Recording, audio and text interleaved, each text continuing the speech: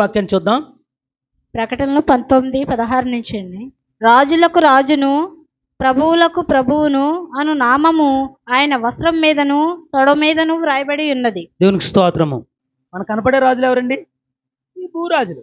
ఈ భూమి మీద అనేక మంది రాజులు అనబడుతున్న వారు ఉన్నారు. ఈ భూరాజులకే రాజు ఆయన. ఈ భూ సంబంధమైనది ఆయనకి సంబంధం లేదనుకుంటామే కానీ, భూ సంబంధమైనదంటే ఈ భూలోకంలో జరిగే ఆయనకి వ్యతిరేకమైన కార్యాలు ఆయనకు సంబంధం లేదు. కానీ ఆయన ప్రజలు విడిచిపెట్టి ఆయన ఉండడం ఈ భూలోకమే అయింది. అయితే రాజులు అనబడుతున్న వారు ఎంతో మంది ఉన్నారు, కానీ ఆయన ప్రజలు ఉన్నారు. ఇప్పుడు ఆయన ఎన్నుకున్న ప్రజలు ఉన్నారు, ఆయన ఎన్నుకోబోతున్న ప్రజలు ఉన్నారు. అంటే ప్రజలందరికీ రాజు ఎవరండి? దేవుడు. దేవునికి స్తోత్రం చెప్పండి. ప్రజలందరికీ రాజు ఎవరండి? దేవుడు. ప్రభులకే ప్రభు అంట ఆయన, రాజులకే రాజు అంట.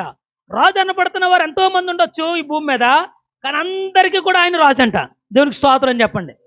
ఈ భూమి మీద ఉన్న రాజులు చాలా మంది కూడా మన బైబిల్ ప్రకారంగా చూస్తే ఈ భూమి మీద పరిపాలించిన రాజులు ఏమనుకుంటారండి? నా రాజ్యము నా చెప్పు చేతుల్లో ఉంది అని అనుకుంటారు. మన బైబిల్ ప్రకారంగానే వెళ్దాం, బైబిల్లోంచే చూద్దాం. ప్రతి రాజు ప్రతి ప్రధాని కూడా ఏమనుకుంటాడండి? ఈ రాజ్యము ఈ దేశము నా చేతుల్లో ఉందనుకుంటాడు. అవునా కదా? ఐగుప్తు ప్రధాని ఏమనుకున్నాడండి? ఆది కాండము 41-43 అండి. ఐగుప్తు దేశం అంతటి మీద అతను నియమించాను. దేవునికి స్తోత్రం. అతనిని నియమించును. దేవునికి స్తోత్రం. ఐగుప్తు దేశానికి రాజు ఎవరండి? ప్రధాని ఎవరండి? ఫరో. ఫరో చేతుల్లో ఉందనుకున్నాడు ఆయన. అలాగే కొనసాగుతున్నాడు రాజుగా. ఈ దేశం అంతా ఎవరి చేతిలో ఉందనుకున్నాడు ఆయన? అందరూ అలా అనుకుంటారు. దేవునికి స్తోత్రం చెప్పండి. ఆ రాజు ఐగుప్తు దేశము నా చేతుల్లో ఉందనుకున్నాడు. ఈ అధికారం కోసము రాజులు అందుకునే పోగలాడుతూ ఉంటారు. ఎందుకంటే దేశాన్ని గుప్పిట్లో పెట్టుకోవాలని. మీకు అర్థమవుతుందా ప్రియమైన? దేశమంతా నా చేతుల్లో ఉండాలని, దేశమంతా నా మాట వినాలని, దేశమంతా కూడా నా అధీనంలో ఉండాలని ఈ అధికారం కొరకు ఎంతో పోరాటం చేస్తూ ఉంటారు. వారు అనుకున్నది అంతా కూడా సాధించాలనుకున్నప్పటికీ కూడా ఆ రాజే ఎవరి చేతుల్లో ఉన్నాడంట? దేవుని చేతులు ఉన్నాడంట. చెప్పలు కూడా దేవుని మహిమపరచండి. ఆ రాజే దేవుని చేతులు ఉన్నాడంట. ఆయన అనుకున్నాడు ఈ దేశమంతా నా చేతుల్లో ఉందనుకున్నాడా? అదే మనం మర్చిపోతాం. దేవుని చేతుల్లో మనం ఉన్నామన్న సంగతి మర్చిపోతాం. మన చెప్పు చేతుల్లో మన కుటుంబం ఉందనుకుంటాం, మన చెప్పు చేతుల్లో ఉన్నారనుకుంటాం అందరూ. కానీ మనమే ఎవరి చెప్పు చేతుల్లో ఉన్నామంట? ఆయన చెప్పు చేతుల్లో ఉన్నామంట. చెప్పలు కూడా దేన్ని మహిమపరచండి. మనమందరము కూడా ఈ భూరాజులే కాదు, ప్రభులు అనబడుతున్న వారు కావచ్చు. ఆయన ప్రభులకే ప్రభు అంట, రాజులకే రాజు అంట. ప్రతి ఒక్కరు కూడా ఆయన చేతుల్లో ఉన్నారండి. దేవునికి స్తోత్రం చెప్పండి. ఐగుప్తు దేశంలో ఏమొచ్చిందండి? కరువు వచ్చింది. ఆ కరువు రావడం వలన అక్కడ ప్రజలందరూ కూడా చనిపోయే పరిస్థితి వచ్చింది. ప్రజలు లేకపోతే రాజు ఎందుకండి? ఈ మనుషుల్ని వెళ్ళడానికి ఆ మనుషులే చనిపోయేలాగా ఉన్నారంట. అక్కడ ఎలాగా? కరువు వచ్చింది, చనిపోయేలాగా ఉన్నారంట. ఏం చేయాలి? దేవుని జ్ఞానం కలిగిన యోసేపుని ఇట్టాడంట దేవుడు. దేవునికి స్తోత్రం అని చెప్పండి. ఆ రాజ్యం బతుకుండాలి కదా. ఈ రాజు ఏలాలనుకున్నా కానీ మనుషులు లేకపోతే ఏం వెళ్తాడండి? ఈ రాజు ఏలాలనుకున్నా ఆ మనుషులు లేకపోతే ఎలా వెళ్తాడు? వెళ్ళడానికి మన జనం కావాలి కదా. ఈ జనం బ్రతుకుండాలి కదా. ఈ జనాన్ని బ్రతికించడానికి జ్ఞానం కావాలి. ఆ జ్ఞానం ఎక్కడుంది? దేవుని దగ్గర ఉంది. ఆ రాజుల్ని పరిపాలించే మన రాజు దగ్గర ఉంది. ఆ రాజు ఏం చేశాడండి? ఆయన ప్రభులకు ప్రభు అయిన దేవతి దేవుడు ఎవరు లేవనెత్తాడు? యోసేపుని లేవనెత్తాడు. నా దగ్గర సలహా ఉంది. ఈ జనులందరూ చనిపోకుండా నాకు దేవుడు ఒక సలహానిచ్చాడు. నాకు దేవుడు ఒక మార్గాన్ని చూపించాడు. ఆ మార్గంలో అడుగు పెట్టగలుగుతావు రాజా అని. నీలాంటి దేవదూతల జ్ఞానం కలిగిన వాడే ఏలాలి తప్ప నాలంటోడు కాదు, నేను పక్కన ఉంటాను అన్నాడంట. దేవుని స్తోత్రం చెప్పండి. మనుషులు బ్రతకడానికి ఎవరు అవసరం వచ్చింది? రాజులకు రాజు అవసరం వచ్చింది. దేవునికి స్తోత్రం చెప్పండి. మనుషులు బ్రతుకుండాలంటే రాజులకు రాజు కావాలి. మనుషుల్ని నడిపించడానికి ఏమన్నా రాజు కావాలి. మామూలు ఈ భూరాజు కావాలేమో కానీ వాళ్ళని బ్రతికించాలంటే అసలైన రాజు కావాలి. అసలైన రాజు, సిసలైన రాజు యేసుక్రీస్తు రాజు. దేవునికి స్తోత్రం చెప్పండి. అసలైన ప్రభు, సిసలైన ప్రభు యేసుక్రీస్తు ప్రభు. దేవునికి స్తోత్రం చెప్పండి. అయితే ప్రియమైన ఆ రాజు కావాలి బ్రతికించడానికి. ఈ యొక్క భూరాజులు నడిపించగలుగుతారు. ఈ భూరాజులు ఉన్న సంపాదన బట్టి ఆ సంపదను ఏం చేస్తారంటే ఆ దేశాన్ని వర్ధిల్లింప చేయడానికి లేదా డెవలప్మెంట్ చేయడానికి పనిచేస్తారు. కానీ మనుషులు బ్రతకాలంటే ఈ దేశపు రాజులు ఏం చేయగలుగుతారండి? అవసరమైతే ట్యాబ్లెట్లు లేకపోతే ఏదన్నా మెడిసిన్ ప్రకారంగా ఏదన్నా చేయగలుగుతారు. ఆయుష్ పోసి ఆరోగ్యం పోసి నడిపించగలిగిన దేవుడు రాజు యేసు ప్రభు. దేవునికి స్తోత్రం చెప్పండి. ఆయన ఏమన్నాడు? యేసు ప్రభు, నువ్వు ఎవరి కోసం వచ్చావు భూమి మీదకి? నేను ప్రాణం పెట్టడానికి వచ్చాను అన్నాడు ఆ రాజు. ఎవరో యేసు ప్రభు రాజు ఏమన్నాడండి? నేను ప్రాణం పెట్టడానికి వచ్చాను అన్నాడు. నువ్వు ప్రాణం పెట్టడానికి వచ్చావంటే ఏ రూపంలో వచ్చావు అని మరి అప్పుడు ఐగుప్తు దేశంలో ఉన్న వాళ్ళు అడిగితే, కరువు వచ్చి జనం చనిపోతుంటే జ్ఞానం రూపంలో వచ్చాను, జ్ఞానంతో నా సేవకుడి ద్వారా అక్కడున్న ఐగుప్తు ప్రజలనే కాదు ఆ చుట్టుపక్కల ఉన్న అందరినీ కూడా బ్రతికించానని చెప్పగలిగిన శక్తి గల రాజు మన యేసు ప్రభు రాజు. దేవునికి స్తోత్రం అని చెప్పండి. ఐగుప్తు దేశంలో కూడా బ్రతికించిన రాజు ఎవరండి? మన రాజు యేసు ప్రభు బ్రతికించాడు వాళ్ళందరినీ. కొత్తగా యేసుక్రీస్తు వచ్చిన తర్వాత బ్రతికారా అని అడుగుతారు చాలామంది ప్రశ్నలు. ఇప్పుడు ఆయన ప్రాణం పెట్టిన వాళ్ళని మీరు అందరూ బతికాని అంటున్నారు. మరి అప్పుడు ప్రాణం పెట్టాడు. అప్పుడు కూడా ప్రాణం పెట్టలేదండి. ఐగుప్తు దేశంలో ఒక్క దిక్కునే ప్రాణం పెట్టాడా? ఆ చుట్టుపక్కల ఉన్న గ్రామాలన్నీ కూడా వచ్చాయంట. ఆ చుట్టుపక్కల ఐగుప్తు దేశంలో పంట ఉందన్న సంగతి తెలిసిన వారు, కరువుతో బాధపడుతున్న వారు, చావుకి ఎదురు చూసేవారు అందరూ కూడా చావుకి మరణానికి పాత్రలు కాకుండా ప్రతి ఒక్కరు కూడా బ్రతికించుకుందామని అనుకున్న వారంతా కూడా ఐగుప్తు దేశం వచ్చి యేసేపు దగ్గర నుంచి ఆ కొలత ప్రకారంగా ఆహారం పట్టుకెళ్ళేవారంట. చెప్పలు కూడా దేని మేపరచండి. నిత్య రాజ్యంలో బ్రతకాలన్నా, నిజమైన బ్రతుకు బ్రతకాలన్నా యేసుక్రీస్తు దగ్గరికి రావాలి. యేసేపు అక్కడ ఉన్నాడంట. ఎక్కడ ఉన్నాడండి? ధాన్యం సప్లై చేస్తారు కదండి, అక్కడ ఉన్నాడంట ఆయన. అంటే యేసు ప్రభు ధరను బతికామని చెప్పాలా? వాక్యం అప్పుడు ఇప్పుడు ఎప్పుడు కూడా ఒకటే.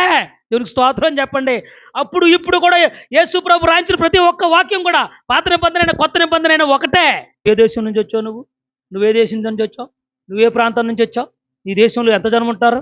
మరి తక్కువ మంది వచ్చారే. రమ్మను బ్రతికిద్దాం, రమ్మను బ్రతుకుతారు. చావులతో ఎవరు చావాల్సిన అవసరం లేదు. ఇంకా బోలంతా ఆహారం ఉంది, ఇంకా బోలంతా ఆహారం ఉంది. అంటే నిత్య జీవంలో చేరడానికి జీవం కలిగిన దేవుడు అనేక మందికి ప్రాణాన్ని నింపడానికి సిద్ధంగా ఉన్నాడు. దేవునికి స్తోత్రం చెప్పండి. అందరికీ ప్రభు అయిన అందరినీ బ్రతికించగలడు. బ్రతుకుతాదని అన్నవారు ప్రతి ఒక్కరు కూడా ఎవరి దగ్గర రావాలి? అప్పుడైతే యేసేపు దగ్గర రావాలి, ఇప్పుడైతే యేసుక్రీస్తు సంఘంలోకి రావాలి. దేవునికి స్తోత్రం చెప్పండి.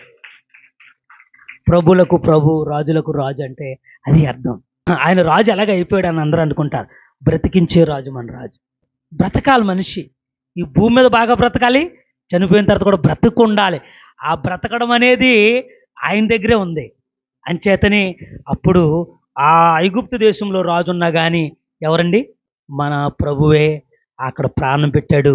యేసుక్రీస్తు ప్రభువే ఈరోజు నీకు నాకు అందరికీ ప్రాణం పెట్టాడు. చెప్పలు కూడా దేని మహిమపరచండి. ఈరోజు పాపం అనే కొరువులో చనిపోకుండా యేసు ప్రభు ప్రాణం పెట్టాడు. అంతే కదా? పాపం అనే కొరువు మనల్ని ఏం చేస్తుందండి? చంపుతుంది.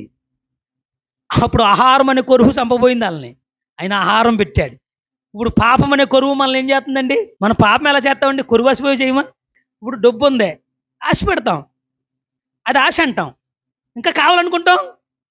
కొరువులకి ఎంతైనా సరిపోదు కొరువు. అప్పుడు ఏమవుతుందండి? ఆ కొరువు ఏం చేద్దండి? పాపంలోకి మారుతుంది. దేవునికి స్తోత్రం చెప్పండి. ఆ కొరువు ఏం చేస్తుందండి? పాపంలో మారుతుంది. ఎందుకంటే మన సంపాదన ఎంతైనా సంపాదించవచ్చు, అది దేవునికి ఇష్టమైన సంపాదన అయి ఉండాలి. కష్టపడి సంపాదించుకోమని బైబిలే చెప్తుంది. మనం ఎలా సంపాదిస్తామండి? ఎలా పడితే అలాగ లంచాలు అవి ఇవి.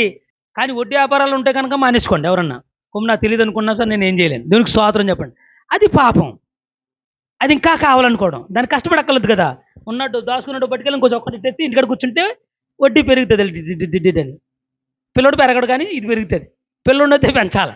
ఈ డబ్బు అయితే ఏమవుతుందండి? అది పెరుగుతుంది. దాన్ని ఏమంటారండి? కొరువు. అది పాపంగా మారిపోద్ది.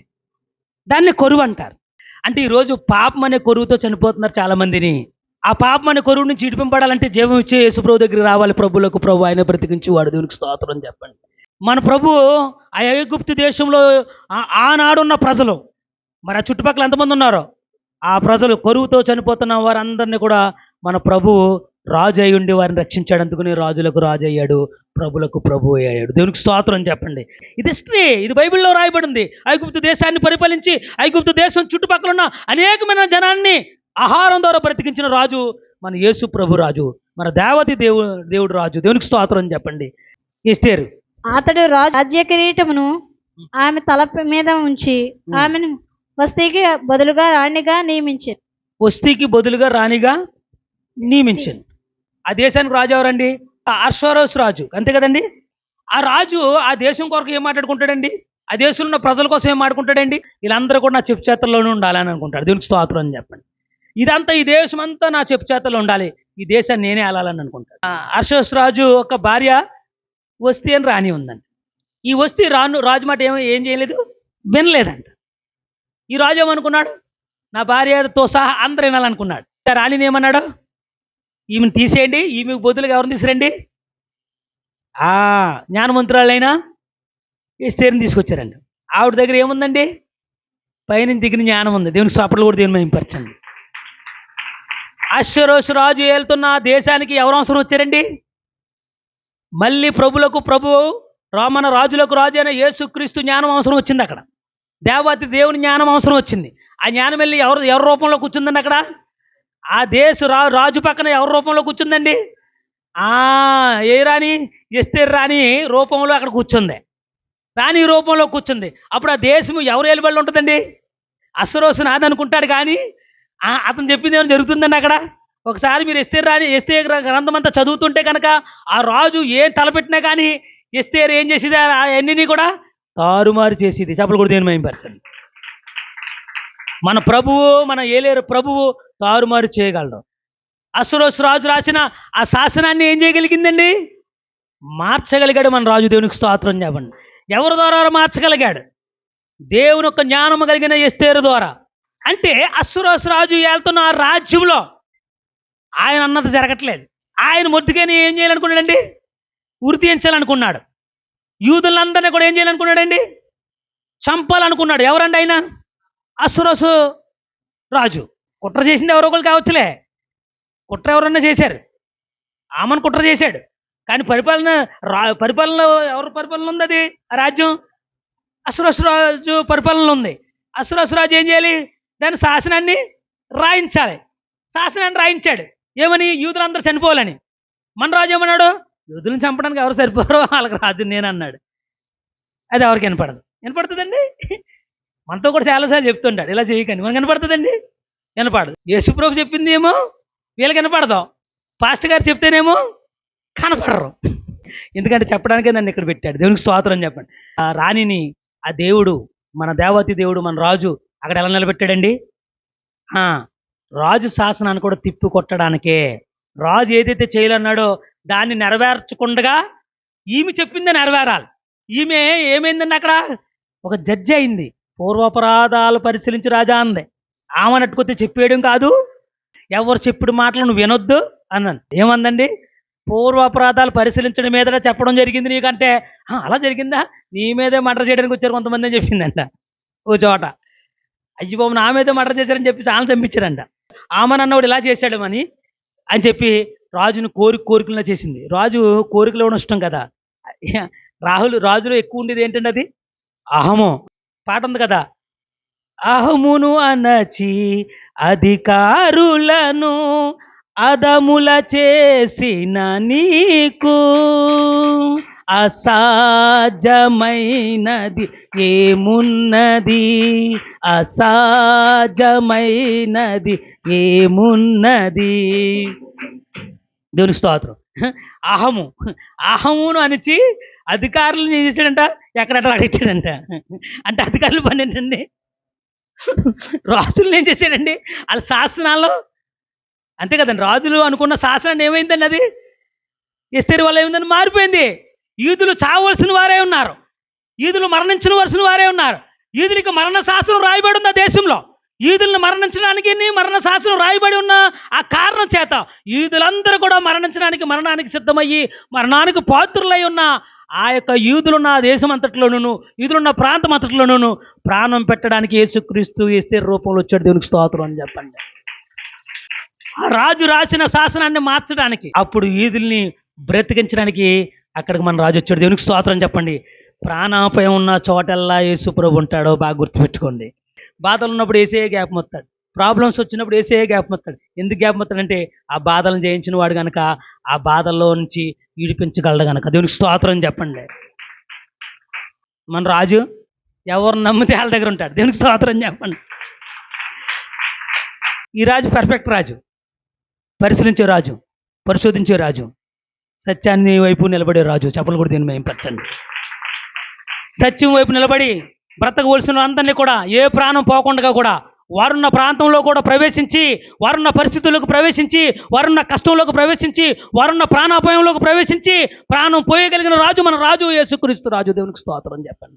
ఎందుకో ప్రియమైన వారారా, బ్రతుకడానికి అర్హత కలిగిన వారిని ప్రతి ఒక్కరిని కూడా బ్రతికించగలడు మన రాజు. సత్యం వైపు నిలబడగలడు. సత్యం ఎక్కడున్నా కానీ అక్కడ మనుషులను బ్రతికించగలడు. అటువంటి రాజు మన రాజు. దేవునికి స్తోత్రం అని చెప్పండి. సత్యం మన వీధులందరినీ కూడా బ్రతికించాలనుకున్నాడు. సత్యం కలిగిన ఆ యూదులందరినీ కూడా బ్రతికించాలనుకున్నాడు. రాజు నమ్ముకున్న ప్రతి ఒక్కరిని బ్రతికించాలనుకున్నాడు. అందుకని మన క్రైస్తవులందరూ కూడా ఇటువైపు చూడాలండి, మన రాజు వైపు చూడాలి. మనం ఏ వైపు చూడాలండి? మన రాజులకు రాజు. రాజులకు రాజు ఎప్పుడు అవుతాడు? కీర్తనలో 47:2. ఆయన సర్వభూమికి మహారాజై ఉన్నాడు. సర్వభూమికి మహారాజై ఉన్నాడు. దేవునికి స్తోత్రం చెప్పండి. ఈ దేశంలో మన రాజు పరిపాలన కొనసాగాలంటే ఎలా కొనసాగింది ముందు, ఇప్పుడు ఎలా కొనసాగుతుంది? ఎలాగనంటే ఆ ప్రకటన గ్రంథంలోని 17 అధ్యాయంలో 14వ వచనంలో, మీరు గొర్రె పిల్లతో యుద్ధము చేతురు. గొర్రె పిల్ల ప్రభువులకు ప్రభువును రాజులకు రాజునై ఉన్నందున తనకు తాను ఉండిన వారు పిలువబడిన వారే. రాజులకు రాజు ఉన్నాడంట, మహారాజే ఉన్నాడంట. ఆ రాజు పరిపాలన కొనసాగాలంటే ఇప్పుడు ఉన్న ప్రజలు బట్టే కొనసాగుతుందంట. ఏంటండి? ఇప్పుడు చదువుతున్నా చూడండి, చదవండి సిస్టర్ బాగా. పిలువబడిన వారై ఏర్పరచబడిన వారై, పిలువబడిన వారై ఏర్పరచబడిన వారై నమ్మకమైన వారై, నమ్మకస్తులు ఉండాలంటే అప్పుడు రాజు పరిపాలన కొనసాగుతుందంటే అప్పుడు కూడా దేని మహిమపరచండి. నమ్మకస్తులు లేకపోతే రాజు పరిపాలన కొనసాగదంట. నమ్మకస్తులు ఉండాలంట. యోసేపు దేవతి దేవునికి నమ్మకస్తుడా కాదా? యోసేపు నమ్మకస్తుడు కనుక ఐగుప్తు రాజ్యంలో దేవతి దేవుని యొక్క ప్రణాళిక నెరవేర్చబడింది. ఆయన బ్రతికించగలిగాడు. యోసేపు నమ్మకస్తుడు. అష్షూరోషు రాజు పరిపాలిస్తున్న ఆ రాజ్యంలోనూ ఆ శాసనాలు మార్చబడ్డాయంటే, శ్రమల నుంచి విడిపింపడ్డారంటే, ప్రాణరక్షణ పొందారంటే, ఆ అప్పుల నుంచి, బాధల నుంచి, వేదల నుంచి, సమస్యల నుంచి, అవమానం నుంచి ఆ యొక్క యూదులందరూ విడిపింపడ్డారంటే ఎవరి వల్ల విడిపింపడ్డారండి? వాళ్ళు దేవుని పరిపాలన జరగాలంటే, మన రాజు అయిన యేసుక్రీస్తు పరిపాలన జరగాలంటే, దేవతి దేవుని పరిపాలన జరగాలంటే ఎవరున్నారు అక్కడ? నమ్మకస్తురాలైన ఎస్తేరు ఉంది. చెప్పలు కూడా దేని మహిమపరచండి. నమ్మకస్తురాలైన ఎస్తేరు ఉంది. ఎస్తేరుని ఏర్పరచుకున్నారే. దేవతి దేవుడు ఎస్తేరుని పిలిచాడు. దేవతి దేవుడు ఏర్పరచుకున్నాడు. నమ్మకస్తురాలుగా నడిపించుకున్నాడు. యోసేపును పిలిపించుకున్నాడు ఐగుప్తు దేశానికి. ఆయన ఏమన్నాడండి? నేను ఇక్కడ రావడం మంచిదైంది, మనకు మేలు జరిగింది, దేవుడే నన్ను ఇక్కడ తీసుకొచ్చాడని చెప్తున్నాడు. దేవునికి స్తోత్రం అని చెప్పండి. యోసేపుని ఐగుప్తు రాజ్యం నిలబెట్టింది దేవతి దేవుడు. దేవతి దేవుడు పరిపాలన ఐగుప్తు రాజ్యంలోను అక్కడ ఉన్న ప్రజలందరూ బ్రతకడానికి కారకుడు దేవతి దేవుడు. దేవతి దేవుడు రాజుగా, మహారాజుగా ఎలాగ తన పరిపాలన కొనసాగించగలిగాడంటే నమ్మకస్తుడైన యోసేపుని బట్టి. చెప్పలు కూడా దేవుని మహిమపరచండి. నమ్మకమైన జనులను బట్టే ఆ మహారాజు యొక్క పరిపాలన కొనసాగుతుంది ఈ భూమి మీద. ఈ భూమి మీద ఆ మహారాజు పరిపాలన కొనసాగాలంటే, యేసుక్రీస్తు పరిపాలన కొనసాగాలంటే ఆయనకు నమ్మకస్తులై ఉండాలి. మనము నమ్మకస్తులు బట్టి ఆయన పరిపాలన రాజ్యము ఇక్కడ కొనసాగుతుంది. దేవుని స్తోత్రం చెప్పండి. ఎస్తేరు నమ్మకంగా ఉంది. ఆ నమ్మకాన్ని బట్టి యూదులందరినీ దేవుడు విడిపించగలిగాడు. మీకు అర్థమవుతుందా ప్రియమైన? నమ్మకస్తులు ఉండాలి. మనందరం ఎలా ఉండాలండి? నువ్వు దేవునికి నమ్మకస్తురాలై ఉండాలి, దేవునికి నమ్మకస్తుడు అయి ఉండాలి. అప్పుడు ఏమవుతుందండి? ఇంటికి రాజు ఎవరై ఉంటారండి? యేసు ప్రభుని ఇంటికి రాజు అయి ఉండాలంటే, యేసు ప్రభుని ఇంటికి, నీ గృహానికి నీకు మహారాజై పరిపాలించాలి. యేసు ప్రభు పరిపాలనలో నేను ఉండాలి. యేసు ప్రభు నాకు రాజై ఉండాలి. యేసు ప్రభు నాకు ప్రభువై ఉండాలి. ఆయన మా కుటుంబాన్ని, నన్ను పరిపాలించాలి అనే ఆలోచన నీలో పుడితే కనుక నువ్వేమై ఉండాలంటే నమ్మకస్తురాలు అయి ఉండాలి, నమ్మకుడు అయి ఉండాలి. అప్పుడే ఆయన పరిపాలన ఇంట్లో జరుగుతుంది. చెప్పలు కూడా దేవుని మహిమపరచండి. దేవుని పరిపాలన నా ఇంట్లో, నీ ఇంట్లో జరగాలంటే మనం నమ్మకస్తులమై ఉండాలి. దేవుని మహిమపడతాం. ఎందుకంటే నమ్మకస్తులై ఉండాలి. అప్పుడు నీ ఇంటిని, నా ఇంటిని, మన కుటుంబాన్ని, మన దేశాన్ని, మన ప్రాంతాన్ని కూడా ఆయన ఏలి శాసనాలను మార్చగలడు, మనల్ని బ్రతికించగలడు, మనల్ని నడిపించగలడు, మనల్ని నిలబెట్టగలడు. ఏదైతే మనకు ఇవ్వాలనుకుంటున్నాడో, ఏదైతే మనకు పంచాలనుకుంటున్నాడో, ఏదైతే మనకు పెట్టాలనుకున్నాడో సమస్తము ఆయన చేతుల మీదుగా భాగ్యము పొందాలంటే, అర్హత పొందాలంటే, అయోగ్యత పొందాలంటే మనందరం నమ్మకంగా ఉంటే నీ కుటుంబాన్ని, నా కుటుంబాన్ని, మన సంఘాన్ని, మనందరినీ కూడా ఆయన ఏలి మంచి మార్గంలో నడిపించి, మనం బ్రతికించి, బాధల నుంచి విడిపించి, మనల్ని రక్షించే మన రాజు యేసురాజు. మరి ఈ మాటలు దేవుడు దీవించును గాక. అందరూ కూడా నమ్మకస్తులుగా ఉంటామని ప్రార్థన చేసుకుందాం.